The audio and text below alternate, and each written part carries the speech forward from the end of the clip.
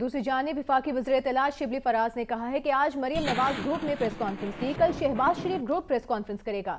یہ وہ لوگ ہیں جنہیں ہمیں کٹہرے میں کھڑا کرنا ہے۔ بولے یہ سب اس لیے کیا گیا کہ اصل معاملے سے توجہ ہٹائی جائے، لیکن توجہ نہیں ہٹے گی، آپ کو جواب دینا ہوگا۔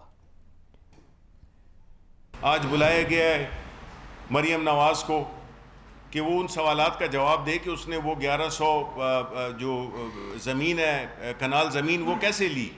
پچھلے 4 سال سے ہم اس کی بات کر رہے ہیں، لیکن وہ سوال کا جواب دینے کے بجائے وہ ایک پوری بارات لے کے آ جاتی ہیں نیب کی پیشی کے لیے، جیسے کہ انہوں نے کوئی بڑا کام کیا ہو۔ یہ وہی لیڈر ہے نا جو کہ کہتے تھے کہ پاکستان تو چھوڑو، انگلینڈ تو چھوڑو، میری تو پاکستان میں کوئی زمین نہیں ہے۔ یہ وہ لوگ ہیں جنہوں نے اس ملک کو ایک ایسا نقصان پہنچایا ہے جس کے کہ ہم سب اس وقت جو ہے نا افیکٹیز ہیں۔ آپ دیکھیں نا کہ جب یہ ٹاپ لیول پہ یہ کام شروع ہوتا ہے تو پھر اس طرح سے جو افسران وہ لگاتے ہیں وہ بھی وہ اپنی اسی مرضی کے لگاتے ہیں، وہی جو کہ ان کے ساتھ تعاون کریں۔ اسی لیے تو ہم کہتے ہیں کہ انہوں نے اداروں کو تباہ کر دیا۔ یہ ان چیزوں کو روکنا اداروں کا کام ہوتا ہے، لیکن جب آپ اداروں سے اپنے لیے فائدے ڈھونڈ رہے ہوں تو ظاہر ہے کہ پھر اس میں آپ اہل لوگ نہیں لگائیں گے، اس میں آپ وہ لوگ لگائیں گے جو کہ کرپٹ بھی ہوں گے، وہ لوگ جو کہ نااہل بھی ہوں گے۔ آج ان کی یہ بنتی ہے کہ یہ جو ہے تو نیب میں بجائے اس کے کہ پیشی ہو کے جواب دیں۔ اب ہمارے بزدار ہیں، عثمان بزدار ہیں، چیف منسٹر پنجاب ہیں، ان کو بلایا گیا، اب یہ 4تھی دفعہ ان کو بلایا جا رہا ہے۔ کبھی آپ نے دیکھا ہے کہ وہ کسی بارات کے ساتھ گئے ہوں، کسی پروٹوکول کے ساتھ گئے ہوں؟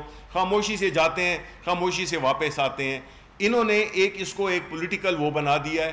اب یعنی اس ملک کی بدقسمتی یہی ہے کہ ان جیسے لوگ، مریم نواز جیسے لوگ جو کہ بجائے اپنے کیے پہ نادم ہوں، وہ آ کے جو ہے تو پریس کانفرنس کرتے ہیں۔ آج ان کا مریم نواز گروپ بیٹھا ہوا تھا، پریس کانفرنس کر رہا تھا۔ اب کل جو ہے تو شہباز شریف گروپ پریس کانفرنس کرے گا، پھر تیسرے روز جو ہے تو پتہ نہیں اور کون سا گروپ پریس کانفرنس کرے گا۔ تو دیکھیں یہ وہ لوگ ہیں جنہوں نے ہمارے ملک کو اس حالت میں پہنچایا ہے۔ یہ وہ لوگ ہیں جن کو کہ قانون کے کٹہرے میں ہم نے کھڑا کرنا ہے اور ان سے یہ سارے حساب لینے ہیں۔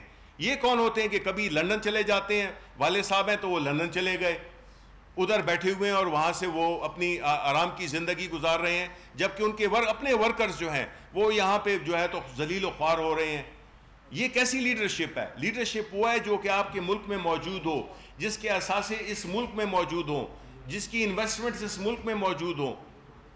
ایسے تو نہیں ہوتا کہ آپ نے ملک کو کنگال بھی کر دیا اور اوپر سے دیدہ دلیری دیکھیے کہ آپ آ کے اور پریس کانفرنس کرتے ہیں جس میں کہ آپ سے سوالات پوچھے گئے، وہ کہتی ہیں کہ جی مجھ سے پوچھا گیا کہ مصنف آپ کا پسندیدہ مصنف کون تھا؟ میں ہوتا تو کہہ دیتے کہ انہوں نے شاید جواب دیا کہ ماریو پیوسو، جس نے کہ گاڈ فادر کا آتھر تھا۔ یہ تو آپ کی حالت ہے۔ یعنی ایسی دیدہ دلیری، اس کلچر کو ہم نے ڈیفیٹ کرنا ہے۔